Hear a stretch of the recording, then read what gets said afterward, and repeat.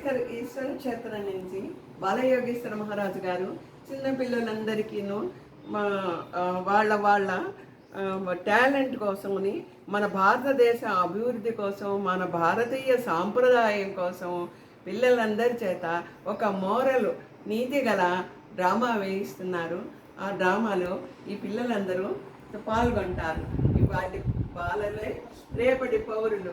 మనం అందరం మన దేశానికి గర్వకారణంగా నిలుస్తామంటే ఇలాంటి కార్యక్రమాలు మనం అందరం చేద్దామా? మీరు చేసే డ్రామాలన్నీ చాలా బాగుండాలి. పిల్లలు మన భారతదేశ గౌరవాన్ని నిలబెట్టుకుందాము.